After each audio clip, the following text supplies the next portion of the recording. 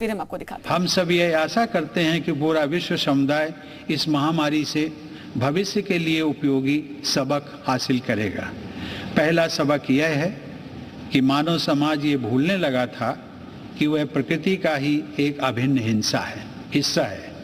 वास्तविकता ये है कि वह न तो प्रकृति से अलग है और न ही प्रकृति से ऊपर है। महामारी का प्रकोप कुछ हद तक पर्यावरण में हुए असंतुलन से भी जुड़ा है।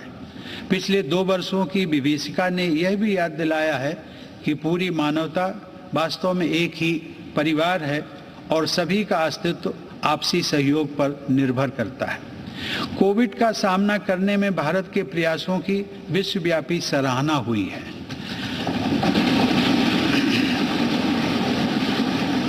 सबके प्रयास से हमने केवल 18 महीने में ही 200 करोड़ वैक्सीन लगाने का लक्ष्य प्राप्त किया है।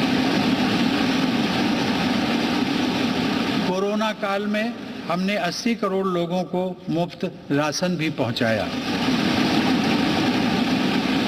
यदि हम अपनी नीतियों के निर्धारण में इस वैश्विक महामारी से प्राप्त शिक्षाओं को अपनाते हैं तो मुझे लगता है कि भविष्य में किसी गंभीर आपदा के आने पर उसका सामना हम अधिक दक्षता और आत्मविश्वास के साथ कर सकेंगे। जलवायु परिवर्तन अब वाद विवाद का विषय नहीं रह गया है, बल्कि इसके परिणाम हमारे जीवन को सीधे सीधे प्रभावित करने लगे हैं। प्रकृति के प्रति सम्मान का भाव तथा मानवता की साझा नियति में विश्वास पर्यावरण की रक्षा करने में हमारी मदद कर सकता है। इस संदर्भ में ग्लोबल क्लाइमेट एक्शन में भारत की अग्रणी भूमिका तथा ऊर्जा के वैकल्पिक स्रोतों को बढ़ावा देने की पहल विशेष रूप से सराहनीय है।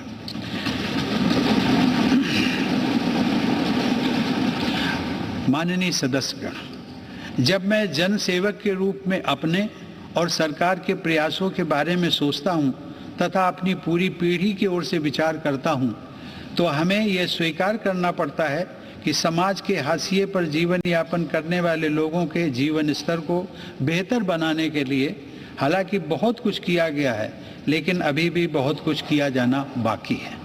हमारा देश धीरे धीरे ही सही लेकिन सधे हुए कदमों से डॉक्टर अंबेडकर के सपनों को साकार करने की दिशा में आगे बढ़ रहा है।